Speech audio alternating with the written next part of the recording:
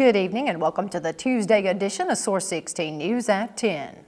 Well, with 99.8% of the official results in for the state primary election as of news time, it looks like the Williams-Farmer Republican gubernatorial ticket has strong support going into the general election in November. In the governor, lieutenant governor Republican race, David Williams and Richie Farmer will square off against Democrat Governor Steve Beshear and Jerry Abramson in the general election after receiving 48.22% of the votes. In the Secretary of State race, Republican Bill Johnson defeated his opponent Hilda Legg, and Democrat Allison Lundgren Grimes beat Elaine Walker.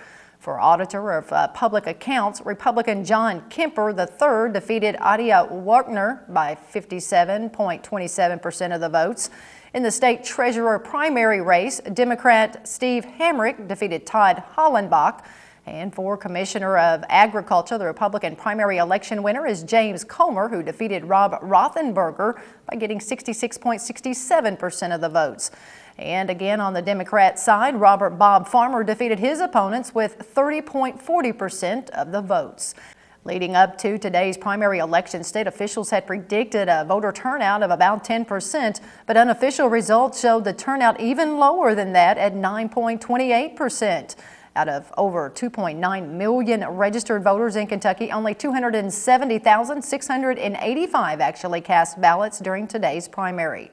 Republican Governors Association Executive Director Phil Cox issued a statement about the results of today's Kentucky gubernatorial primary, saying David Williams' victory is an important first step towards putting Kentucky back on the right track. David's message of creating jobs, protecting taxpayers, and standing up to the Obama administration resonates with Kentucky voters and contrasts sharply with Steve Beshear's record as governor. He went on to say, quote, "Unfortunately, Beshear's time as governor has been marked by disappointment. He has repeatedly supported Barack Obama's most wasteful policies and has watched Kentucky's unemployment rate climb higher than in all its neighboring states. Kentuckians know they can do better than Steve Beshear." As we first reported at 6 o'clock tonight, Christian County High School Principal Kathy Johnson has resigned from her position. According to the Christian County School Central Office website, Johnson's position was posted today. After serving as interim principal, Johnson was offered the position on April 12th of last year and has worked in the school district for 10 years. Christian County School Board member Betsy Glover told Source 16 tonight she wished Johnson the very best and that she knew Johnson tried very hard, and she hopes everything she does next year goes well for her. According to Glover, Johnson was reportedly emotional yesterday as she made the announcement to CCHS faculty and staff. Johnson's last day of employment is June 30th. New this hour, Hopkinsville City Council tonight approved purchasing and to expand senior housing and increasing water and sewage rates. During tonight's meeting, council members unanimously authorized the mayor to sign a contract between Hopkinsville Christian County and Drury Brothers to purchase additional senior housing near Westwood Senior Homes. The land purchase for new senior housing is important because we need more senior housing. We've got a baby boom generation that's going to be getting older, and we just need more housing for seniors in Hopkinsville. This would be a really worthwhile improvement to our housing stock in Hopkinsville.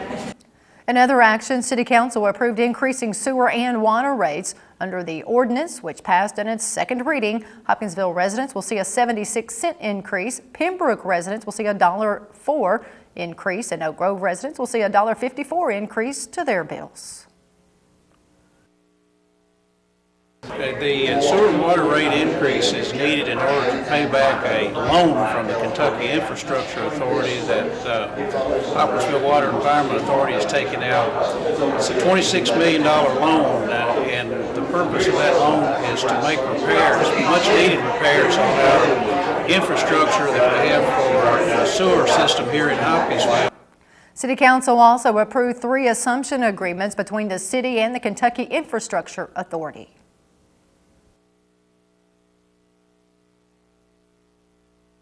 HWA assumption agreements, that's a part of the loan from the Kentucky Infrastructure Authority, and That's really a housekeeping measure so that we can finalize our loan from KIA, which is a very favorable loan on 2% interest.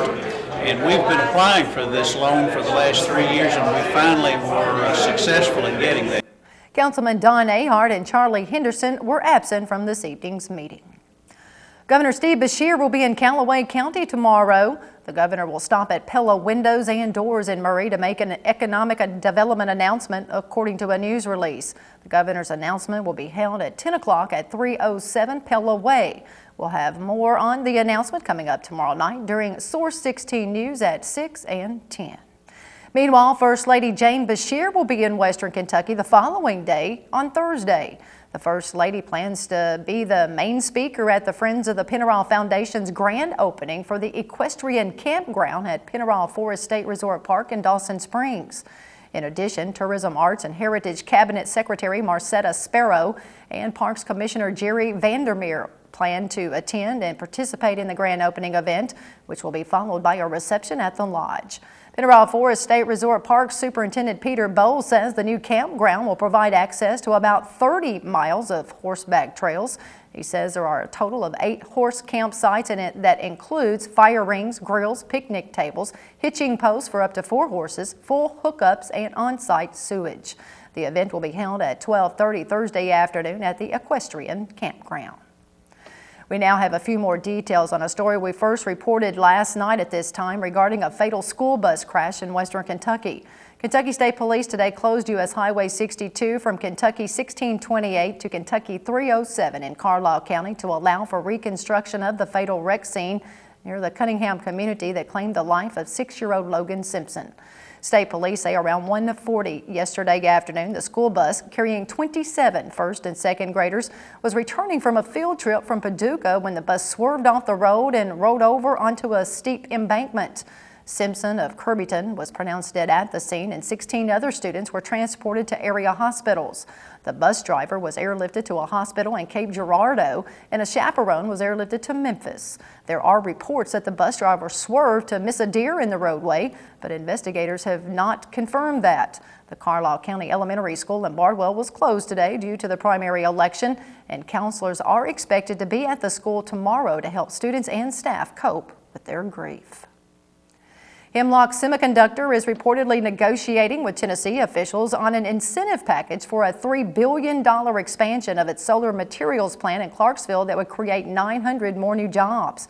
Hemlock officials released a statement Monday that a Senate subcommittee is pursuing a $150 million bond issue to make infrastructure improvements at the Clarksville site. Hemlock officials recently announced that more than 1,600 construction workers are currently working at the Clarksville site and have nearly completed building the administration facility. Warehouse, maintenance buildings, and other support facilities will be finished later this year, and production facilities should be complete next year. Officials say the $1.2 billion plant is scheduled to begin producing polysilicon, the cornerstone material for solar cells, in late 2012.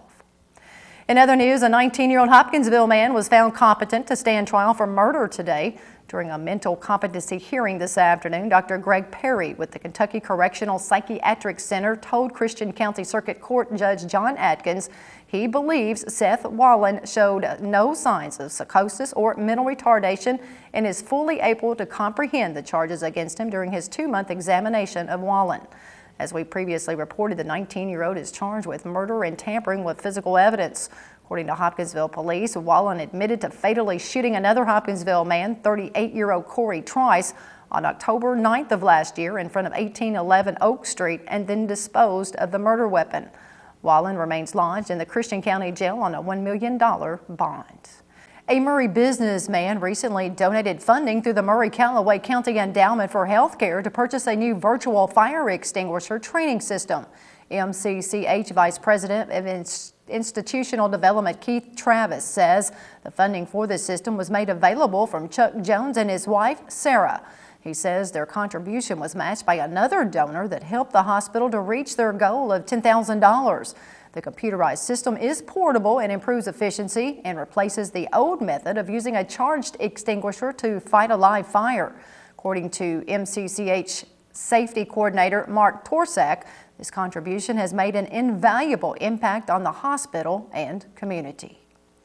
Well, the City of Madisonville's wastewater collection department will be smoke testing the sanitary sewer system as weather allows.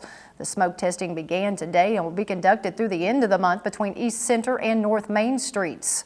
Tomorrow and Thursday, officials will close the eastbound lane of traffic at 308 West Center Street, the Dr. Pepper building, from 8 a.m. through 3 p.m. for sewer repairs. If you have any questions, please contact the wastewater collection department at 270-821-3717.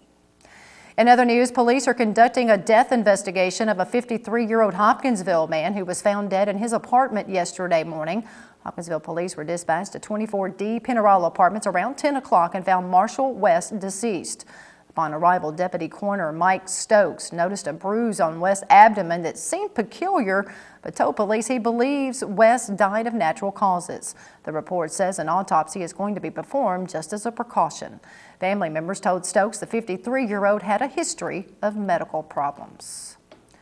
Clarksville police are asking for the public's help in identifying 2 armed robbery suspects. Police say the robbery occurred on the night of May 12th around 10 o'clock at the Food Mart at 710 Peachers Mill Road.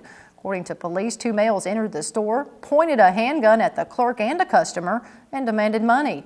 After the clerk handed over the money, the 2 robbery suspects then fled from the store. Anyone with information is asked to call the Clarksville Police Tips Line at 931-645-8477.